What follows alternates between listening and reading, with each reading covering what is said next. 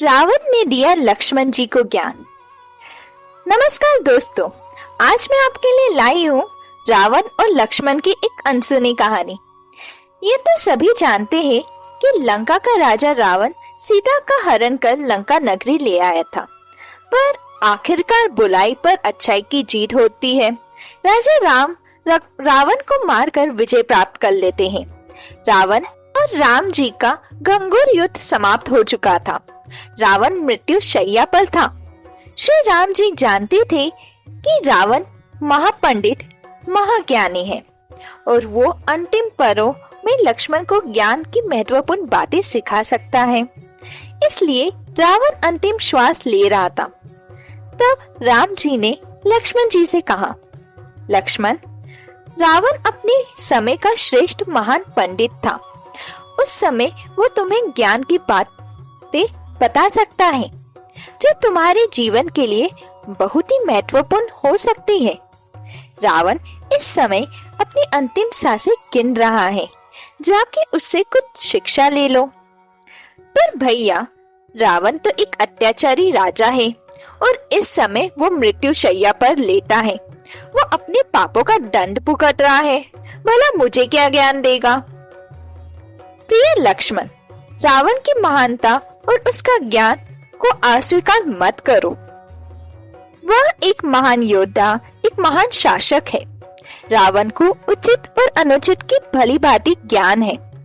उसकी पराजय का कारण केवल अभिमान, अहंकार है। अन्यथा संसार की कोई भी शक्ति रावण को पराजित नहीं कर सकती थी। यदि तुम्हें अभी भी रावण के ज्ञान पर कोई संदेह है तो तुम स्वयं जाओ और रावण के मुख से ज्ञान की बातें सुनो। तुम्हें उनकी सच का अनुभव हो जाएगा। जाओ लक्ष्मण। अपने भाई श्री राम जी से आज्ञा लेकर लक्ष्मण रावण से ज्ञान प्राप्त करने चले जाते हैं और रावण के शीश के पास खड़े हो जाते हैं। मेरे भ्राता ने मुझे आपके पास युद्ध नीति और राजनीति के महत्वपूर्ण ज्ञान लेने के लिए भेजा है। रावण, जाओ, गुरुओं से व्यवहार कैसे करते हैं पहले ये सीख के आओ। रावण के मुख से ये शब्द सुनकर लक्ष्मण जी राम जी के पास लौट आते हैं और उनसे कहते हैं, भैया, वो रावण बहुत ही अहंकारी है। मैं उससे ज्ञान प्राप्त करने गया, परंतु उसने मुझे कोई ज्ञान नहीं दिया।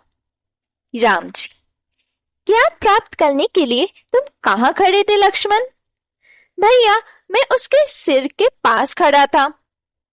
नहीं लक्ष्मण, यदि गुरुओं से ज्ञान प्राप्त करना हो तो सदैव उनके चरणों के पास खड़े रहना चाहिए। जाओ लक्ष्मण, रावण तुम्हें ज्ञान अवश्य देगा। भैया राम की बातों को सुनकर लक्ष्मण जी रावण के पास दोबारा जाते हैं। उनके चरणों में झुककर प्रणाम करते हैं। मेरा प्रणाम स्वीकार कीजिए महाराज रावण। मैं आपके पास ज्ञान प्राप्त करने के लिए आया हूँ। रावण, लक्ष्मण, तुम इस समय मुझसे ज्ञान प्राप्त करने आए हो, इसलिए मैं तुम्हारा गुरु हूँ। गुरुओं से वार्तालाप करने के लिए विनम्रता आवश्यक है। यही अनुशासन है और इसका ज्ञान तुम्हें अवश्य होना चाहिए। लक्ष्मण, पहली नीति कहती है, जब भी कोई संकल्प लो तो उसे तुरंत पूरा कर दो।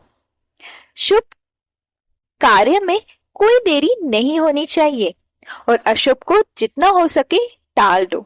मैंने संकल्प लिया था, चंद्रमा को पूरा निचोड़कर उसका अमृत निकाल दूंगा और अपने राक्षसों को पिला दूंगा, परंतु विधि को यह स्वीकार नहीं था और मेरा संकल्प वैसा का वैसा रह गया। दूसरी नीति कहती है, अपने शत्रु को कभी भी छोटा मत समझो। शत्रु और रोग को कभी भी छोटा नहीं समझना चाहिए। छोटे से छोटे फोड़े भी नासुर बन जाते हैं, वैसे ही छोटे से छोटे शत्रु भी सर्वनाश का कारण बन सकते हैं। तीसरी युद्ध नीति कहती है, शत्रु पर कभी भी अपना भेद प्रकट नहीं होने देना चाहिए। भेद प्रकट करने वाला अपना भ्राता ही क्यों ना हो, उसे क्षमा नहीं करना चाहिए।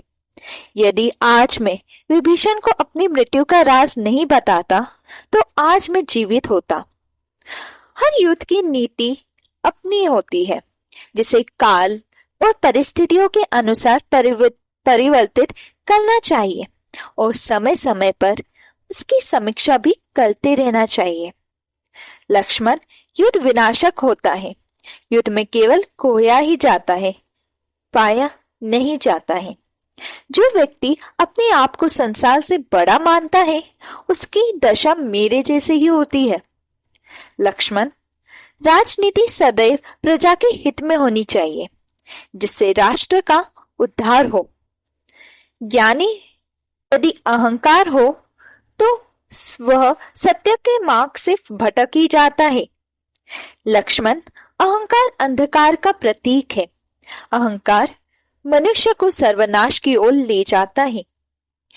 इसके पश्चात रावण ने 3 बार राम राम राम बोला और परलोक सिधार गया।